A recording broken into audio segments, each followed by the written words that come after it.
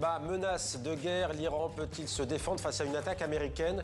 Le chef de l'armée iranienne se dit aujourd'hui prêt à une riposte écrasante, mais quelle est vraiment la force de frappe de Téhéran?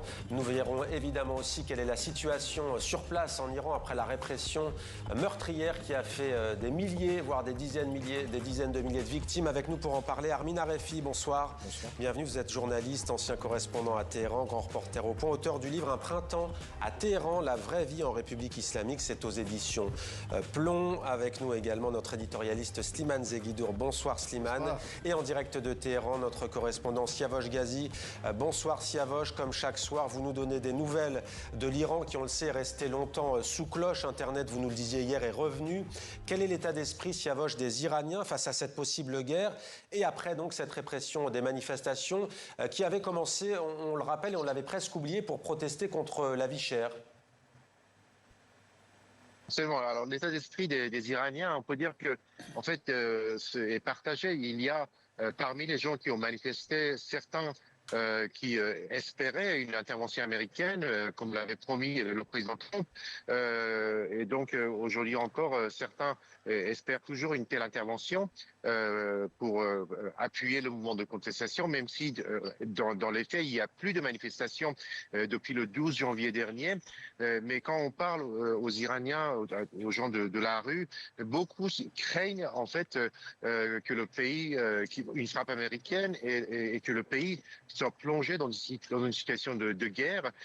Beaucoup disent que en fait, dans toute guerre, c'est la population qui paye les coûts et le prix. Et donc, les gens craignent beaucoup qu'il y ait une dégradation et de la situation économique et une déstabilisation du pays, un chaos éventuel. Et donc, c'est une crainte réelle. Hier, un commerçant me disait que le commerce commençait tout juste à sortir des conséquences de la guerre de 12 jours en juin dernier. Et il y a eu donc la chute de la monnaie iranienne, ensuite la grève au bazar, et puis les manifestations. Et aujourd'hui, les rumeurs d'une attaque et les informations sur une attaque éventuelle américaine qui constitue un coup de grâce pour l'économie iranienne. Juste un chiffre, le dollar américain valait, quand les bazaristes se sont mis en grève, 1,4 million rials. Donc, c'était l'une des raisons de cette grève des bazaris. Aujourd'hui, ce même dollar américain vaut 1,6 million rials. Donc, la chute, la dépréciation du rial se poursuit, et avec toutes les conséquences qu'on peut imaginer sur les prix, sur l'inflation et la vie des gens. Siavosh, merci pour toutes ces précisions. Restez avec nous. On revient vers vous tout à l'heure pour revenir donc sur cette menace américaine d'intervenir militairement en Iran, même si Donald Trump souffle le chaud et le froid. On le sait à l'instant, le chef de l'ONU, Antonio Guterres, appelle au dialogue pour éviter, dit-il, une crise aux conséquences dévastatrices. Armin Arefi, on le verrait presque, vous qui connaissez bien l'Iran et Téhéran, derrière Siavosh Ghazi, des gens, des familles qui marchent comme s'il y avait une sorte comme ça de temps suspendu. La répression en Iran a été féroce, elle a marqué les esprits. Quel mot utiliseriez-vous pour décrire ce qui s'est passé, notamment avec ce que vous appelez vous-même un pic, je vous lisais dans la presse française, un pic les 8 et 9 janvier, et combien de morts? Le mot qui revient le plus souvent, c'est celui de massacre, massacre à grande échelle, à l'arme de guerre, contre les manifestants, massacre exercé par les gardiens de la révolution islamique et leurs supplétifs miliciens pro-régime Bassidji, qui n'ont pas hésité à tirer de façon indiscriminée sur la foule, sur les passants, pour disperser les manifestants, mais surtout pour effrayer le plus possible. J'ai encore eu des témoignages ce matin de pères de famille qui étaient conduits dans des allées reculées et visés par leurs armes au niveau des parties génitales, dans le but d'humilier devant les familles. J'ai également eu des témoignages de personnes qui ont été abattues, de sang-froid. Des yeux aussi, on évoque beaucoup au niveau des yeux, les yeux, comme s'il s'agissait d'effrayer au maximum la population, de lui faire payer le prix de son audace d'avoir à nouveau manifesté, même si ce n'était pas une nouveauté. Donc au niveau des chiffres, vous me posez la question. D'après les chiffres confirmés par les ONG iraniennes basées à l'étranger de référence, comme l'ONG Harana, Human Rights Activist News Agency, on parle de plus de 6000 300 victimes, en majorité des manifestants, mais d'autres sources à l'intérieur du pays évoquent des dizaines de milliers de victimes. Moi, j'ai eu un médecin, docteur Parasta, qui a un grand réseau de médecins sur place, qui parle, lui, de documentation faisant état de plus de 30 000 morts civils en Iran, et cela concorde avec ce que disait il y a maintenant quelques jours dans une interview au Monde la rapporteuse spéciale de l'ONU pour l'Iran, Maï Sato. Donc on est sur un massacre sans précédent depuis l'avènement de la République islamique. Il n'y a jamais eu des milliers de morts comme ceci, même au plus fort de la révolution contre le Shah en 1979. Ça nous rappelle des massacres comme ceux par exemple de Hama, cette ville syrienne où, en 82, plusieurs dizaines de milliers de personnes ont été exécutées par le régime de Hafez al-Assad, mais ça surpasserait les massacres de Tiananmen en 1989. Donc c'est sans précédent. Et aujourd'hui, alors qu'Internet revient et qu'on peut à nouveau reparler avec nos contacts en Iran, c'est la sidération, l'effroi. Il y avait déjà une détestation extrêmement forte du régime, mais ce qui revient souvent, c'est comment ont-ils osé, comment ces mots-là ont-ils osé tuer leur propre peuple de cette manière-là, de façon si atroce. Tuer leur propre peuple, Armin Arefi. Pourquoi les États-Unis veulent intervenir militairement en Iran? Pour des raisons humanitaires, on vient de vous entendre, ou pour d'autres raisons? Alors écoutez, moi je ne suis pas dans la tête de Donald Trump, mais si vous me posez la question, il faut savoir que Donald Trump voulait de longue date, maintenant depuis 1 an et demi, un deal avec l'Iran, un deal sur le nucléaire, mais également d'autres questions, son programme balistique, le soutien de l'Iran à ses groupes paramilitaires dans la région alliés, comme le Hamas, le Hezbollah, ou les milices chiites en Irak, ou rebelles houthis au Yémen. Et force est de constater qu'alors que les manifestations étaient déjà terminées, dès le 12 janvier en Iran, le 13, Donald Trump tweet son fameux message « L'aide est en route », sauf qu'il n'y a pas de manifestation. Deuxième chose, il se félicite, le président américain, d'avoir réussi à obtenir l'annulation de plus de 800 exécutions dont personne n'a entendu parler en Iran. Il n'y avait qu'une exécution qui avait été annoncée, celle d'un jeune manifestant, Erfan Soltani, qui pour le coup n'a pas été, visiblement sous pression de Donald Trump et de l'administration américaine, n'a pas été exécuté. Et puis désormais, Trump à nouveau tweet et parle d'un deal. Il veut un deal avec le régime. Voilà une des raisons pour lesquelles on a cette armada militaire dont vous avez parlé au début. Et le temps presse, de l'émission. dit-il. Le temps presse, dit-il. Le problème, c'est que il ne parle plus du tout du sort des manifestants, de les venger ou d'obtenir... C'est devenu de la géopolitique, en fait. C'est de la géopolitique et c'est surtout le nucléaire. Il veut un deal sur le nucléaire. Donc on est bien d'accord, il est passé tout près, il était très très chaud de ce qu'on appelle le droit d'ingérence humanitaire à responsabilité de protéger. Le schéma classique depuis des années, pour ne pas dire des dizaines d'années, entre l'Iran et la communauté internationale. Oui, exactement. Maintenant, ce n'est pas étonnant si l'on se fie à ce qui s'est passé récemment au Venezuela avec la capture de Nicolás Maduro. Maintenant, pour en avoir parlé avec des manifestants, y compris au moment où la répression était le plus dure, car on arrivait malgré tout à communiquer avec eux via notamment Starlink. Aujourd'hui, il y a un tel état de désespoir et de sidération de la population iranienne qu'une partie non négligeable, voire importante des manifestants souhaiterait cette intervention. Pourquoi? Pour la simple et bonne raison qu'ils sont seuls au monde. Ils sont seuls au monde, ils n'en peuvent plus. Ce régime, d'après ce qu'ils disent, leur a tout pris en 47 ans. La liberté, a tué de nombreux enfants au cours de nombreuses manifestations et mouvements de révolte qui ont émaillé le pays depuis maintenant 17 ans. Et aujourd'hui, ils n'ont même plus de quoi manger à leur faim. Et d'ailleurs, ce qui est intéressant, c'est que les sanctions internationales expliquent en partie la dépréciation de la monnaie iranienne par rapport au dollar. Mais ce n'est pas contre Donald Trump que les Iraniens manifestent. Ils n'en veulent pas à l'administration américaine qui a prononcé plus de 1500 sanctions contre le régime des mollahs. Ils en veulent avant tout aux mollahs. Alors, ce régime, en cas d'attaque, peut-il rester debout? Siavosh, le chef de l'armée iranienne, a parlé aujourd'hui. Il se dit prêt à une riposte écrasante. Il dote, dit-il, les régiments de combat de 1000 drones. On connaît, hélas, l'efficacité des drones iraniens dans le théâtre de guerre en Ukraine, drones fournis à l'armée russe. Siavosh, le pouvoir iranien peut-il résister et tenir face à ce qu'on appelle désormais l'armada américaine? Et quelles sont ses forces militairement parlant? Alors, tenir face à la puissance militaire américaine, c'est bien évidemment très difficile. L'Iran n'a pas les moyens et les capacités militaires de faire face à la puissance, à une telle puissance militaire, bien évidemment.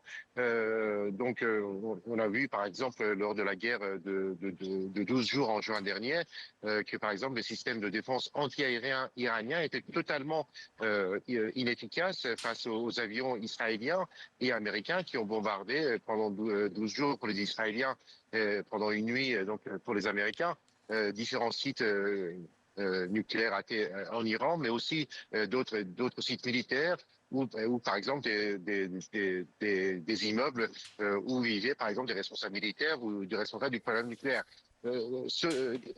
Néanmoins, les gardiens de la révolution disposent de plusieurs milliers ou de plusieurs centaines au moins de missiles supersoniques et donc qui ont une portée maximale de 1000 kilomètres, des missiles qui peuvent être tirés et donc viser par exemple des bases américaines dans la région, dans les monarchies arabes du Golfe Persique, ou même par exemple les navires américains dans la région.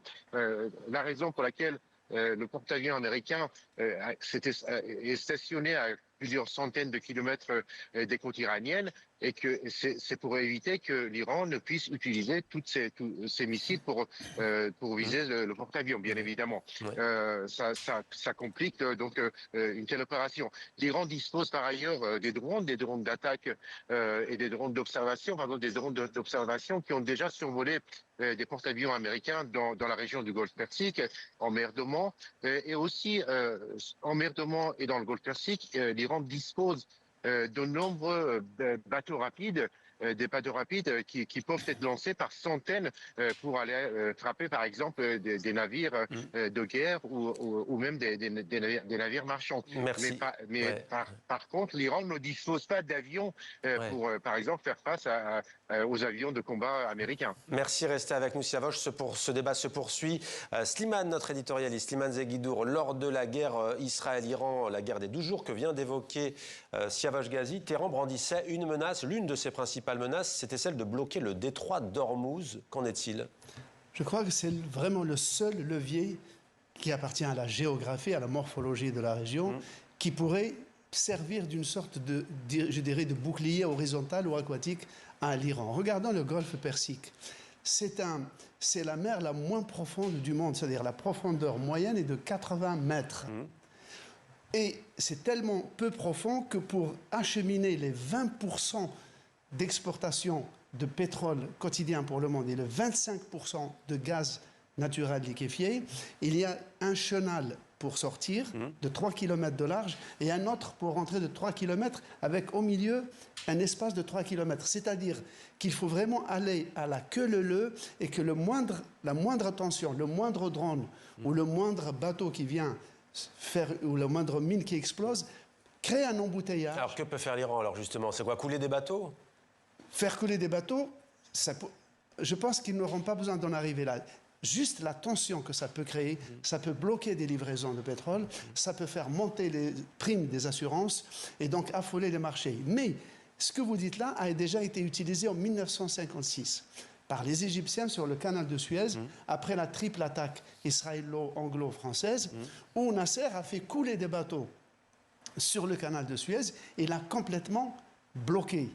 Et c'est une forme de résistance passive, mais cela avait provoqué des dégâts économiques et un affolement dans toute la marine mondiale, parce qu'il ne faut pas oublier que 70% du commerce international se fait par voie maritime. C'est comme si on détruisait un pont sur Terre, en fait. Oui, il y a 40 000 porte-conteneurs qui sont sur l'océan mondial tous les jours, dont 20% passent par le détroit d'Ormuz. Allez, une question pour Marc Laverne qui nous a rejoint. Bonsoir, vous êtes géographe, directeur de recherche émérite au CNRS, spécialiste du monde arabe et méditerranéen. Marc Laverne, les monarchies du Golfe retiennent leur souffle. On est en train de parler ce soir des capacités de réplique de l'Iran. Téhéran a prévenu, il y a de gros risques pour les pays voisins, Arabie Saoudite, Qatar et Émirats Arabes Unis, qui d'ailleurs, les Émirats notamment, disent attention, pas d'attaque américaine à partir de notre sol.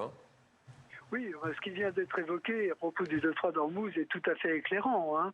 Je crois qu'effectivement, tous les pays riverains du Golfe Persique sont vraiment tétanisés par ce qui se passe et ils ont beau être les alliés sur le papier des États-Unis, ils sont quand même extrêmement préoccupés. Alors il y a cette dimension évidemment géostratégique et puis il y a aussi les opinions publiques, hein, et la population de ces États qui peut pour partie être assez, rétive à cette alliance aveugle avec les États-Unis. Et donc, je pense que les monarchies du Golfe sont extrêmement embarrassées par cette déstabilisation. Merci beaucoup, Marc Lavergne, pour cet éclairage. Armin Arefi, on parle donc des capacités militaires de l'Iran. On voit tous les soirs, visiblement, dans la télévision officielle iranienne, des souterrains, des camions en profondeur, des drones impressionnants. L'Iran promet le pire aux États-Unis. Qu'en est-il vraiment ? L'Iran étant soumis à un embargo depuis, en tout cas la République islamique depuis sa création, et notamment la prise d'otage de l'ambassade américaine en 1980, elle s'est rendue experte dans l'utilisation de moyens asymétriques. Et dans ce but-là, elle a ces fameux missiles balistiques, des centaines de missiles balistiques qui ont été utilisés, qu'elle a utilisés au moment de la guerre des 12 jours. Et d'ailleurs, il faut préciser que durant cette guerre, effectivement, si le ciel iranien était complètement aux mains de l'aviation israélienne, par ces missiles balistiques, elle a réussi quand même à perforer à hauteur de 10 à 15% le dôme de fer israélien, notamment à la fin de la guerre. Les missiles étaient moins nombreux mais plus précis et ont perforé. Et donc ça crée des inquiétudes, en Israël, d'autant que d'après les sources diplomatiques, l'Iran a pu reconstituer une partie, en tout cas les 2/3, voire plus de son stock de missiles balistiques, notamment grâce à du carburant fourni par son allié chinois. Il y a également la possibilité de frapper des bases américaines. Jusqu'ici, à chaque fois qu'il y a eu des menaces de représailles iraniennes, notamment par exemple après l'assassinat du général iranien Qassem Soleimani, les Iraniens avaient frappé à l'aide de leurs missiles balistiques des bases américaines, sauf qu'ils avaient prévenu au préalable. Mais dernière chose, on parlait de moyens asymétriques. Regardez, s'ils venaient à l'idée de l'Iran, bien sûr, avec leurs missiles, ils ne peuvent pas, les Iraniens, viser le territoire américain, mais ne serait-ce que viser des alliés des États-Unis, des bases américaines. Mais imaginez des missiles iraniens balistiques envoyés sur des tours à Dubaï. Il en suffirait de 2 pour paniquer totalement ce royaume et provoquer une fuite du nombre d'expatriés. Donc c'est aussi cet effet psychologique sur lequel pourrait jouer l'Iran si la situation venait à dégénérer. Merci beaucoup, Armin Arefi. Alors je vais être un peu dur avec vous, mais juste en 5 secondes, 10 secondes, oui ou non, est-ce que c'est un coup dur pour les gardiens de la Révolution d'être classés organisation terroriste par les Européens ? Bien évidemment, c'est l'armée la plus forte, la véritable armée de la République islamique. Et aujourd'hui, l'Union européenne montre aux gardiens